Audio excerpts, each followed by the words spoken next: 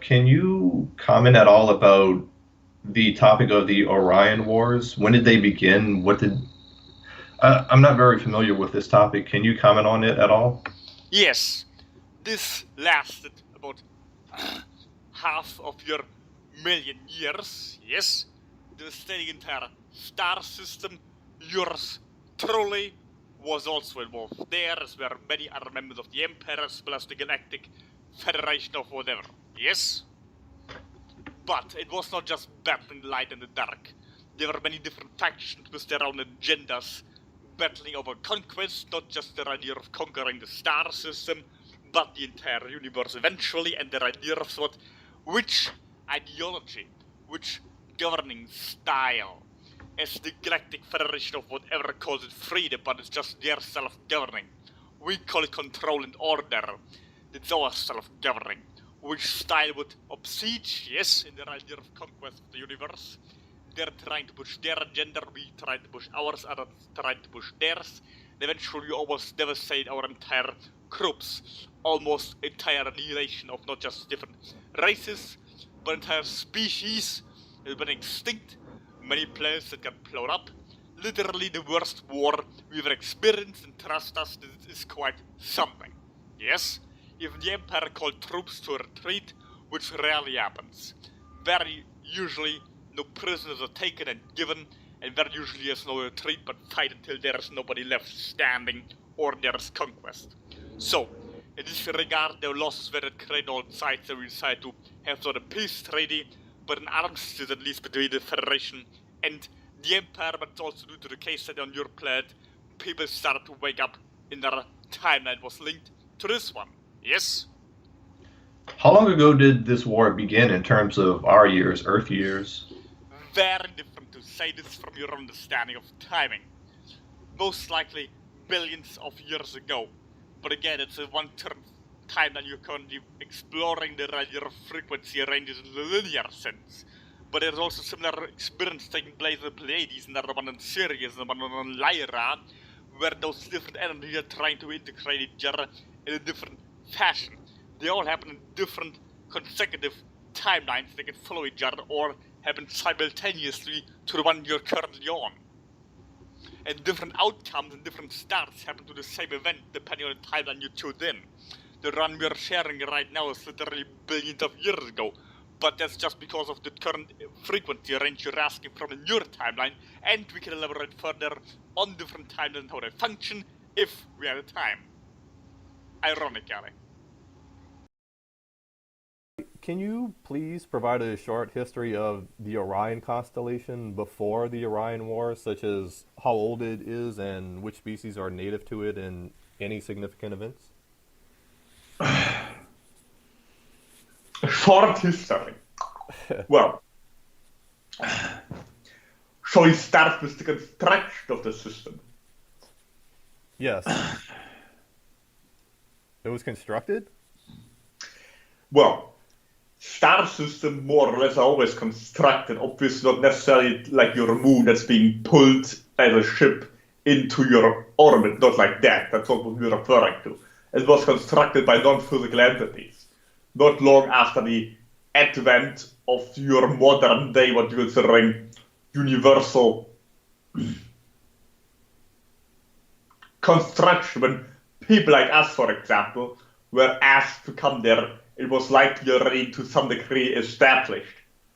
So that makes it obviously at least a few million years old, of course, yes, from your own abilities, from your own way of reading before anybody settled in there. So for quite a while, it simply existed as a system before any life was ever settled, yes? Okay. After the universe was constructed, so we came there, or first people came there millions of years certainly after it was already constructed, and from what we're aware of, nobody else was there earlier. Our planet itself, stars itself, are living beings, so you could say there was already life there, but just because the stars itself are alive, and they also pull planetary bodies in their own orbits more or less consciously from their own consciousness, and then construct from their own. the Orion system here being no exceptions in this way that it was constructed. There are exceptions, but this was certainly not one of such. Now, in terms of time measurements, there are many different civilizations that existed in there for several billion of years, yes. Likely the first was one of ours, yes, what you might consider a reptilian nature, not necessarily what you might now consider draconian, but more of an older lineage before it somewhat altered and created new reptilian structures that spread out. Also, our more modern settlements came much later in there. We had since vacated the system. Other more mammalian beings came in there that existed there for a couple of million years. Our non-humans, from what we're aware of, humans came much later. And then again, there was a resettlement of reptilian structures, mostly around the Rigel region, where we now still have some of our main bases. Yes. Okay. Many of our culture that was brought there, certain building structures, which you might consider primitive in its outlook but high-tech inside, certain things that in your eyes might look like a medieval castle, of course, but much bigger. Many of them were constructed on planetary bodies around the Rigel region. So, of course, we're referring mostly to our own civilizational structures. Of course, there's been others that we occupied after they had already been vacated, but also a reptilian nature that existed there. It was built a few million years after the construction of the system itself. From what we're aware of, the Rigel is one of the older stars, yes. Okay. Betelgeuse as well.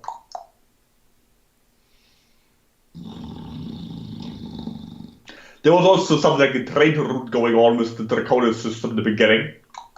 For what we have no records, but that's not something Cass was directly involved with.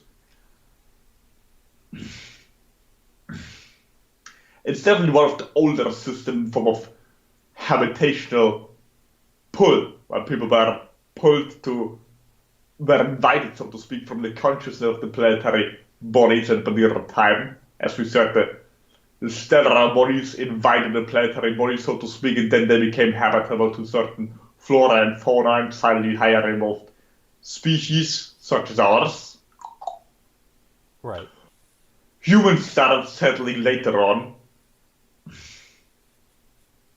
We're quite certain where they started exactly putting their feet on.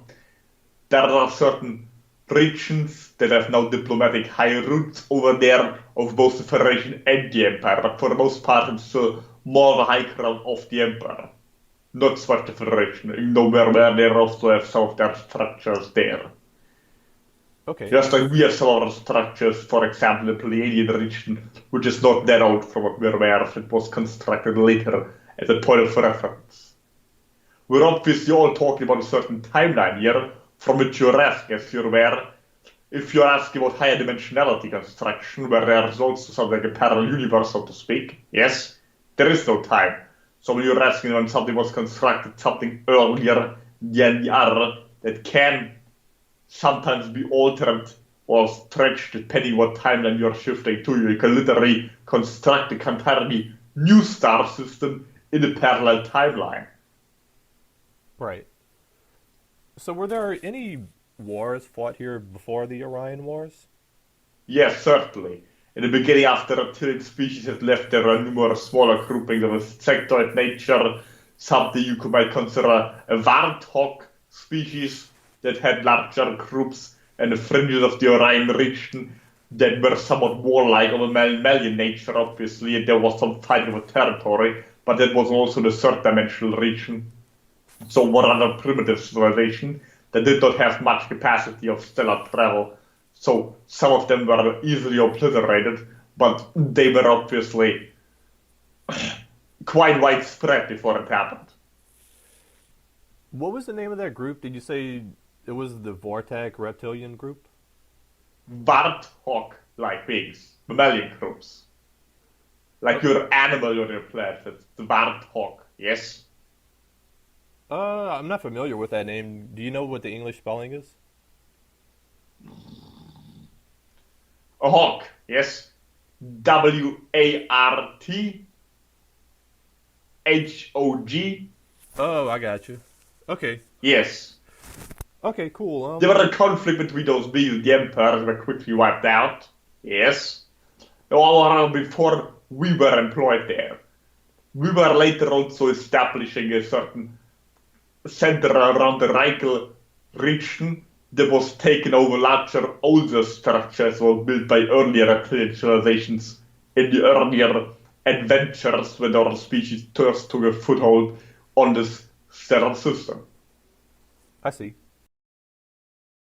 Do you know why many of the refugees from Lyra chose to settle in Orion? I mean, was it simply that they're close to each other, the star systems, or were there other reasons?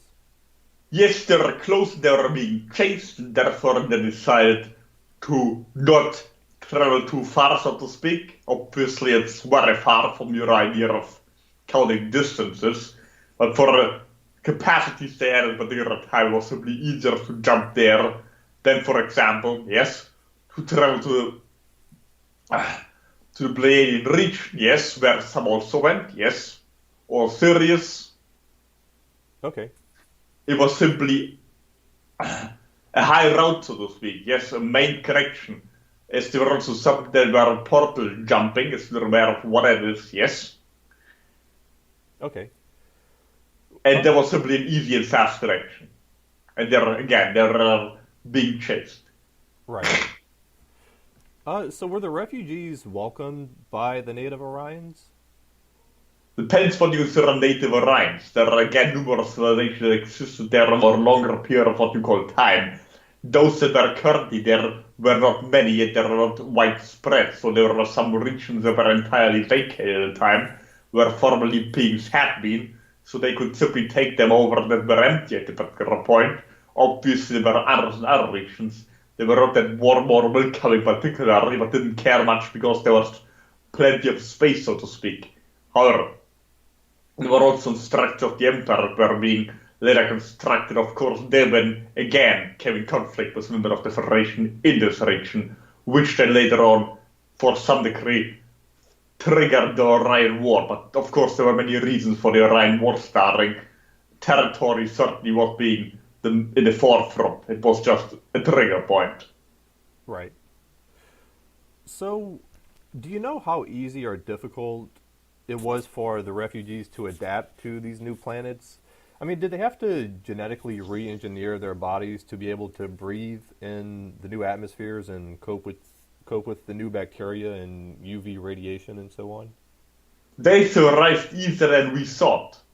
We thought their species was not as adaptable and it would be easier to wipe it out. Or they did have to make some alterations, obviously, but not to the degree that you might think, that they became a completely different race, that they might have changed their outlook entirely. It's just so their internal organ might have needed some enhancement. Their ability to breathe the atmosphere was certainly altered, etc., etc. They helped themselves with certain technological means in the beginning and then later on with genetic alteration. Okay. Many of them died off in the beginning before they managed to do so. But we almost thought they would all die out, but they didn't. They quite flourished. Much to our original dismay, especially of the High Command currently. I see. Okay, well, cool. That answers... Like a virus that spreads everywhere. That's how humans were seen at a particular point in time, no offense. But at this point, you weren't even looked at as hairless monkeys, but rather as a virus. So you came a long way, so to speak, in our respect. So, what happened during the first real battle between the Empire and Federation in the Orion constellation? Well, again, the current time frame for what you're asking, obviously a battleship of theirs fired is one of us because they felt threatened from what we're aware of now. Okay. So what were some of the biggest and most important battles of the war like? Well, it was an entire long battle, really. Planets being blown up was perhaps one of the most dramatic things when entire planets get destroyed for all sides involved. At one point, the sun blew up, that was likely the biggest. a supernova, right? So what caused that to happen? Weaponry which you don't have, which you don't have any access to, or an artificial sun, it basically got overloaded, right? Okay. Someone intentionally projected energy beam in the core of the sun and made it, well, overfunction, we don't have a better term. Okay. Are you allowed to say which side? Well, ours. Okay. It was a retaliation of the structure of the entire solar system had been taken over, so he basically pressed the reset button. Okay. And so whenever there was this first original attack on an Imperial ship, what happened? Was it kind of like the ship was destroyed, and so the Empire came back in full force and attacked the Federation? Well, obviously, that happens in battles. Yes, of course, some of our ships got destroyed, and we had to regroup. Okay. Not that surprising, because we are science fiction movies as well, right? Right. So speaking of our science fiction movies, I mean, some people say that the the war in the Star Wars movies is just a reflection of the Orion Wars. Do you know if that's right? It's somewhat. Like many of your mythology or your modern art forms, right? Your fantasy, right? Is Uh-huh. very often inspired by your mythology, and your mythology is very often inspired by real events. Okay. So if you read the Mahabharata, for example, there's also a lot of those battles detailed in there, right? Uh-huh.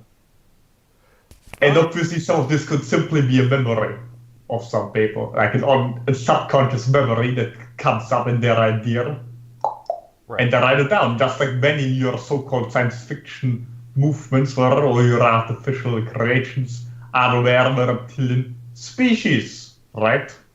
Right. So were there any space battles with ships firing lasers at each other like in our sci-fi movies? Well, laser is somewhat different as a weaponry. It's not necessarily one beam traveled, it's more like one long beam, like a laser sword, basically. And yeah, we don't use laser swords, but it looks like such, and you can cut through ships like you can cut through butter with a knife. Okay. Were there any dogfights between smaller ships like we had in our World Wars? Not exactly like your Star Wars movie, as you might imagine, but yes. Okay. Now, a lot of people today say a World War III on Earth would be over very quickly due to the existence of weapons of mass destruction. And whenever you told me that the war in Orion lasted 500,000 years, like this is what came to mind. Like how could it possibly last for so long without, you know, one side getting the upper hand and it coming to a quick end? I mean, why did it last so long? The same reason a war on New World would likely not involve very many nukes, because if some people use nukes immediately, the other side would see the futility of directions. So likely that's why you have a constant war on your planet without nukes, because it's what you consider conventional weaponry. For us, for example, we would not be willing to very quickly blow up a sun or planets, because that creates a ripple effect that is, well, there are certain laws where you can damage the non-physical, the blueprint basically, by damaging the creation, and vice versa, obviously much easier. You can also disintegrate an entire part of creation by just forming a black hole, basically, everything being sucked in. But you don't want to destroy your own property. You don't want to destroy your entire army. So you fight with more conventional weapons. Sometimes even you dock onto another ship, just fly into another ship without destroying the other ship completely. And then you jump off board pirate style and go at each other literally with claws, tools, and nail, as you're calling such, or even with sabers at some time. Or a high-tech civilization, right? Right. Because that's sometimes the only way not to destroy the entire ship.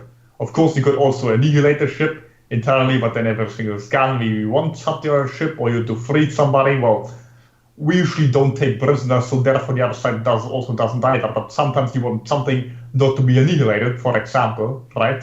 And Right. very often it's just the base you want to take over and not completely fuck up. But our ships also have a self-destruct button if necessary. Okay. So why is it sometimes called the Orion Wars, plural? Is it that like the wars started and stopped over time? Well, certain regions were battling, then some other regions were battling. The Orion system is obviously a big sister, it's not just a few planets. Right. So there was around Rigel, Betelgeuse. Okay. Uh, what was the general role of humans in the wars? Mostly were slaves, cannon fodder, but some also fought on both sides. Well, if you consider humans harassment from not from Earth, but from other systems at least, yes. Okay. What role did artificial intelligence play? A crate, on our side especially, was employed to create a crew who went amok at some point, so we had to retract, etc. Okay. Uh, can you tell me how the Kalask race was involved? I mean, what were some of your general experiences in the Orion constellation? Horrid. This first war, the Empire for the first and only time, again, from your perspective of time, you're right. Get a bloody most to the degree, and it was a sign it's probably best to stop. Okay. Because otherwise we would have ended up literally destroying the entire system and everybody involved. We were mostly sent on as common troops to break battle groups up so others could enter, right? So we could get a foot in the door. Okay. So what were some of the notable types of weaponry used during the wars? Well, you already mentioned laser, there was scalar weapon involved. We already literally mentioned sabers when the ship was docked. We of course had something you might consider guns or a scanner weapon, right? Right. A small beam that comes from something you can fire and cut through things, perhaps like you would imagine a laser sword, but again, just goes infinitely almost. Some ray guns or something similar. Well, you would imagine to be ray guns much faster, but it works with electromagnetism. Then, of course, there's something like an electromagnetic pulse weapon, yes, an EMP. It just slays entire fleets and destroys their artificial intelligence, for example, but also the artificial intelligence of the ship, their computers, etc. Sometimes the weapon system, but then there's a backup option, etc., etc. It's back and forth. Normal cannons, right? Plasma cannons. You might see this from your science fiction idea. And very often it was simply scalar technology and one particular pulse that just travels through everything and enters another dimension, then it travels through physical matter and then re-enters the dimension while it has traveled through physical matter and then it explodes. Okay. Alright? Therefore, it cannot be tracked in the physical. No radar or something so I can track it or stop it. It just goes through everything. There's nothing to stop it. Once it's flying, and it's going to explode. Then you can only get away from the explosion, try to shield the explosion, but you cannot stop the weapon from reaching its target. Okay. Similar comes to some of your anti-tank weapons that bust a hole in the tank and then explode inside, right? Right. So were any of the big Death Star type of weapons that you mentioned being used in the Lyra system, were those used in Orion? Yes, certainly. Some of the planets employed there are similar to your moon, if you're referring to this, are obviously equipped with more weapon arsenal. Some of the larger ships literally look like planets, yes. Okay. So I mean, these big Death Star type of weapons, did they look like they do in Star Wars, like where they're just big and spherical, like a moon, for example? Similar to a moon, yes, but there were often actually hollowed out moons and not necessarily a half finished ship. They were finished, obviously, right? They didn't look like a Colosseum, and they didn't literally look exactly like your Death Star from your movie, which is mostly also inspired by your moon. Okay. Especially by the Ceres, also for an obvious reason. Or those were very often also just hollowed out stellar bodies that you just found and tracked somewhere and equipped them. Okay. So did they fire big lasers like in Star Wars? Yes, and sometimes they also flew into things and they could be used like meteors. Okay. Well, attacking a planet, the smaller one at least. Kamikaze. So the ones that fired like lasers are energy weapons. I mean, can you say a little bit what the science behind their destructive energy was, like how it was generated? Well, then funneled energy from the nearest sun, right? Okay. Directed into a very dense laser beam. Okay. And it's just a very hot beam that just burns everything in its path. Okay. So were they used by the Empire or the Federation or both? Both. Okay. Uh, were there ever any battles where spaceships managed to blow up any of these Death Stars? Yes, certainly, of course. Some of them blew themselves up. What do you And mean? yes, we're when you're asking considering your movie idea, but in some cases of them, if they crashed into others, of course, they blew themselves up. Because again, the kamikaze idea, many of them were also had drone capability. Many of your smaller ships and your rascals in certain dogfight were drones, Okay. not manned or reptile for that matter. Okay. How many planets were blown up during the Orion Wars? For me, we were around about approximately 50, but we were not present when all of them got blown up. We were just present about 13 of them, Okay. So did both take or sides? give. And both sides employed weaponry that destroyed them, yes, and again, some were destroyed by the same side that operated them. Okay. So, like, about the end of the war, what was there any big final battle or event that forced an armistice, or was it just that the fighting gradually became smaller and less frequent? Gradually, yes. Okay. It was, well, both sides are being simply worn out, like sitting in the trenches, so to speak, right? Right. And there was not one event, but more and more it became clearer to everybody involved that it was going nowhere, quite literally. And it also when people approach a certain principle that earlier was mentioned already by the kitty cats, what you consider the Lucifer principle, right? Right. Okay. So currently, is there any fighting in the Orion constellation? Well, there's both skirmishes between different pirate groups, but it's not necessarily a big confrontation between two empires of any sorts. Okay. Now, you said before that one reason for the armistice was that people on Earth started to wake up and our timeline was linked to the Orion one. Can you clarify what you meant exactly? Well, obviously everything happens in conjunction. For your planet, similar ideas became known, for example, the whole idea of your descendancy, for other words, for example, your link up, etc., you reach a certain level of maturity, but then again, not one event influenced the other, but vice versa. So the energy shifted in both time zones, yes, literally just not a time zone, Okay. to the same point of what in the Orion constellation was something like an armistice and certain interest, because both sides were somewhat involved with the creation of planets.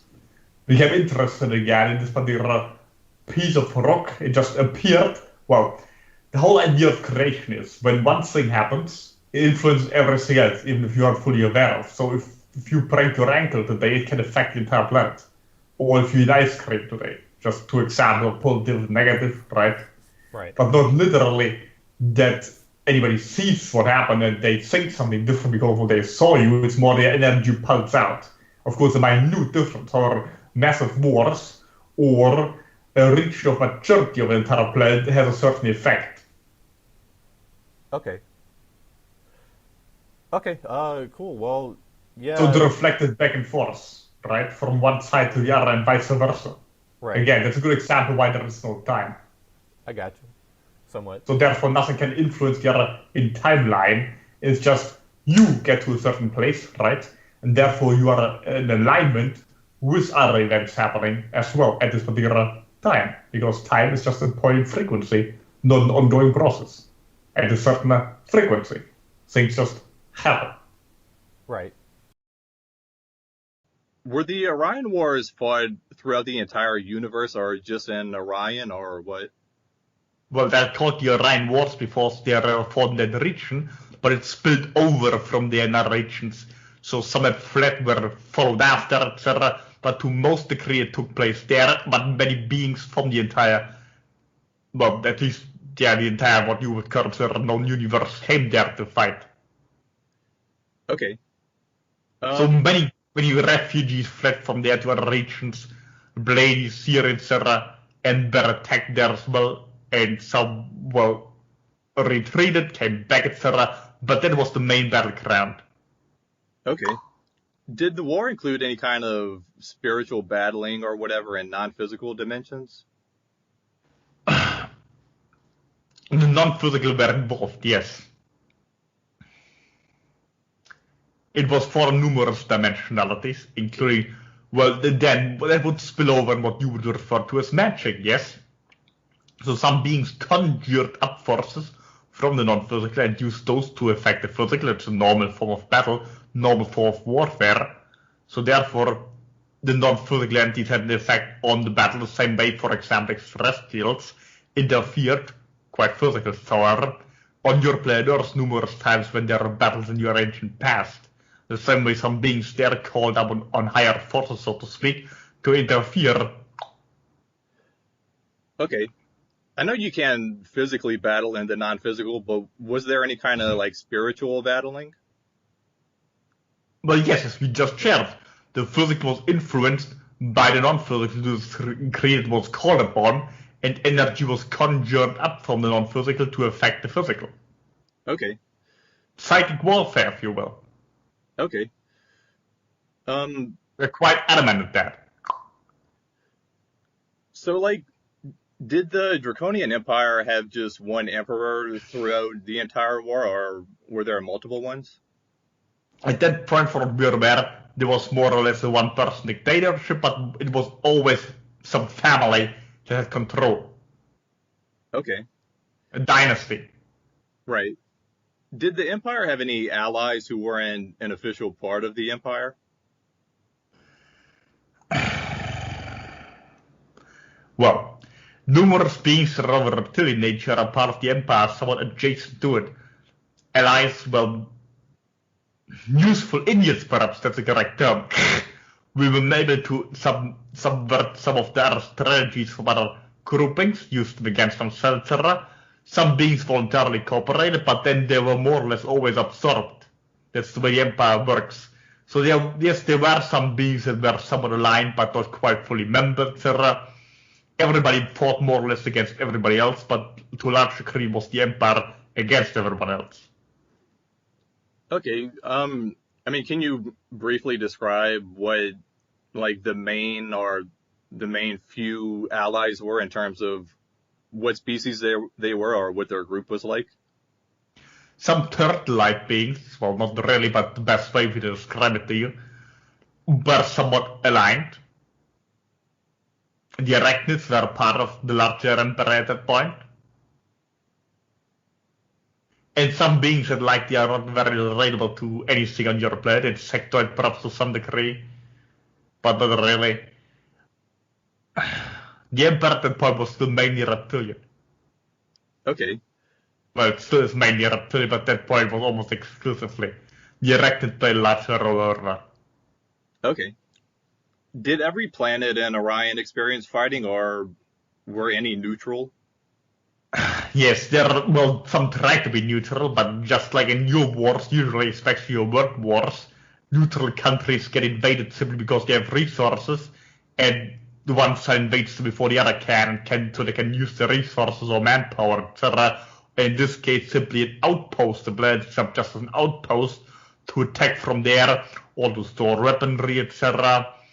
And then, of course, one country would try to be neutral, and in this case, the entire planet would try to be neutral, but then there's some form of collaboration with one side and the other, then that's being considered an act of war by the other side, and they get invaded, so ultimately there was war everywhere. Okay. Can you say roughly how many populated planets existed in Orion at the beginning of the war? Millions, at least. Okay.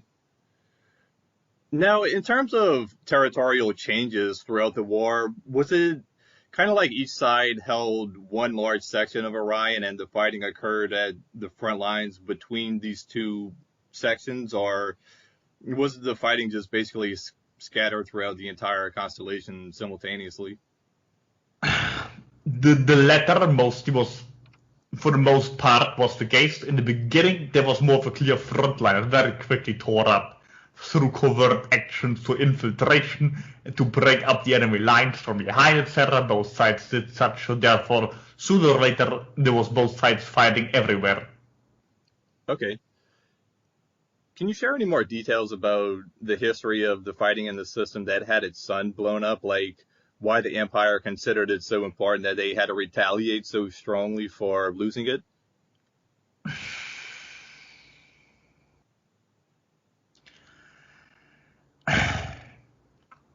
Well, there are certain resources, right? And certain species on there were considered a bigger threat.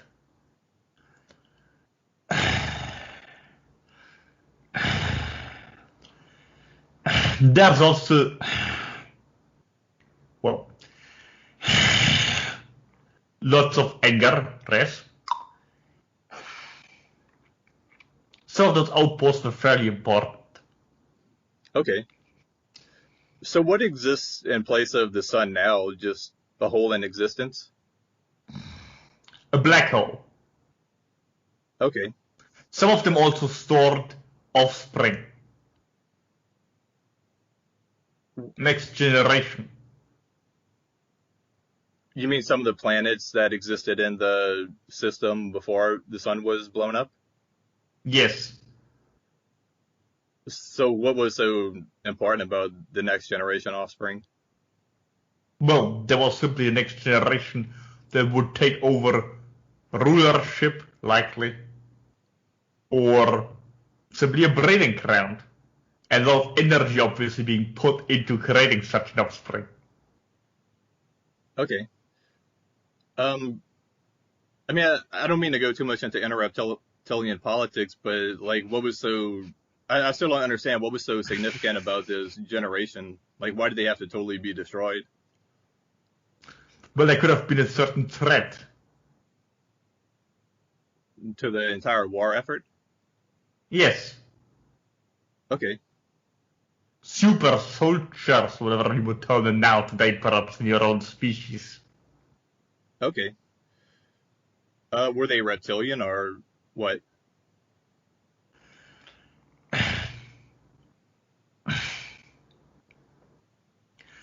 They were an experiment. Okay. Um, so To a large degree, yes. okay. So like, did the Orion Nebula have any significant role in the war? Yes. To a large degree, it was formed or altered during the process. How so? What do you mean? It was weaponized. So are you saying the Federation or the Empire created the nebula? It was created during battle. How? The destruction of various planetary bodies, also from the non-physical. But I mean, the nebula itself is like enormous. Like, Yes, so how did a few planets getting blown up create it? it certainly wasn't a few. Okay. Uh, I mean, you're not giving many details, Kalas. Like, how did it form? How? Yes, we're very aware.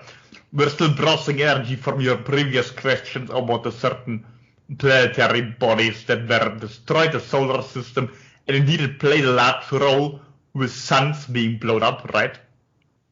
Okay. So, We're also having a problem translating some of the ideas to something that's somewhat understandable. Compression, right? Implosions, explosions of certain stars, right? You remember the formation of red dwarfs, right? okay. Like giants. So which side created the nebula and why? Both during battle. You mean unintentionally? Yes, well, there was another intention that didn't go as planned. The berries would probably disagree. Well, the idea being large degrees of planetary bodies were intentionally crashed into each other, right? Large were pulverized. Again, some of this also happened from another dimensionality where it was the attempt to change the physical through the non-physical, basically. Again, we're oversimplifying grossly because we don't find the correct words in the vessel's mind to make any sense of this whatsoever, because you simply don't have anything relatable. Planetary bodies, stars, especially were crushed, reformed, etc. So large will debris, like your asteroid belt, right? Being from a crashed planet. In this case, it being from pulverized solar systems. So what was the intended I mean, what purpose did it serve to create this nebula? Well, the purpose was first and foremost to create more a wall, right? Like a wall in space, so to speak, correct? Which was weaponizable, like a Great Wall of China, for example, except third dimensional, or rather fourth dimensional in this case. And, well, it was to a large degree destroyed, or one part crashed into the other. Also, the overlay of another dimensionality from the non-physical didn't do it much well. Okay, interesting. So why does the nebula today create so many stars? Is that just a natural result of it? Yes. Okay. Do you care to guess roughly how many individuals were killed during the entire war?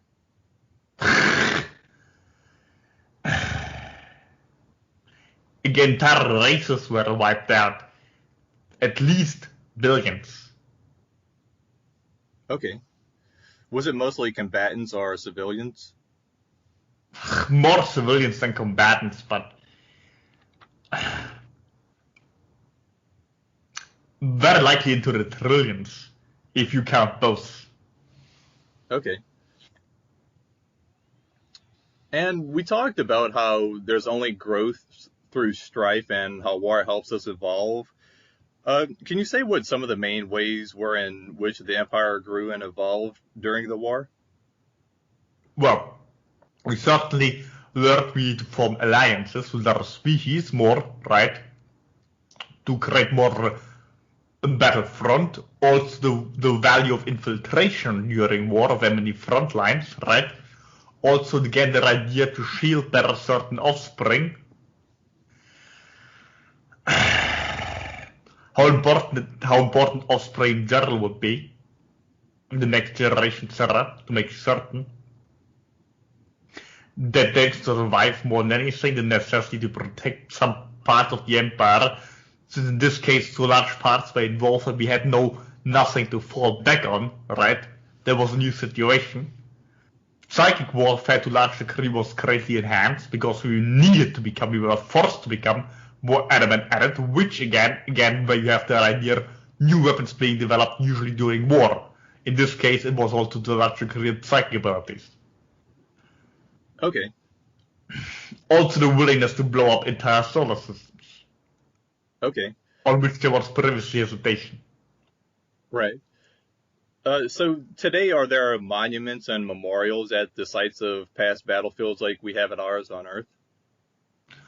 On our own world memorials, yes, not necessarily on those particular planets where the largest battles were, largely because simply things like the nebula were already created from those battles, and they are a testament themselves, naturally. Okay. Do you know what the main goal was of the higher dimensional beings who organized the war? We can only speak from our perspective, and those that were aligned with us obviously put us in there with the intention to harden us up and put us into the most obvious extreme form of war that was possible at the point, to see how we would strive. Our intention originally was to simply take over everything. It was quite traumatic that it didn't work out that way. But from their perspective, it was likely, or perhaps from our understanding, to put us sort of the test of how we would react if there was no way out. Again, from those that were guiding us along, those that were aligned with either side, we can only guess. Okay. Do you foresee the universe ever having another war as great as either the Orion Wars or the Reptilian Avian War? Well, you're asking time frame. There is certainly different wars happening in all time dimensionality, etc. So if it was possible at that point what you consider a past, then it is possible at a point what you would consider the future. Even bigger than such. It is even possible the entire physical universe would be annihilated. Everything's possible in that degree. Okay, are you able to look into future time frames and see if any wars as big as either of these two are going on now? Again, everything is possible. Same as when you're asking about your Earth's past, right? All of the options you think of are automatically possible, otherwise you couldn't think of such. So something like this, yes, is likely going on right now, but since this is the one we referred to, not one that we could access from our current existence, we are also always talking to a version of us that's somewhat conducive to your own frequency, and if you should transition to what you consider World War III, right, it would likely you would also be on a time frame where something like this would again then be possible out here. So it always depends from what version you're asking. So it's very possible that something like this is as big going on, but from our perspective currently, what we're asking, remember you are currently on Earth, in a certain year you consider a time frame, but in reality there is no time, so you're interacting with us in the version where your Orion War is the biggest war that happened. Okay. But if you shift over to the version again, likely the one on your world would be considered a world war, then likely there would be an equivalent up here, because you would be simply talking to a version of us that's more equipped for another warfare, and in a higher dimensionality, it would depend on what you would consider a bigger war. More people dying, more territory being involved, more species being involved, depends what you consider bigger or smaller. Right.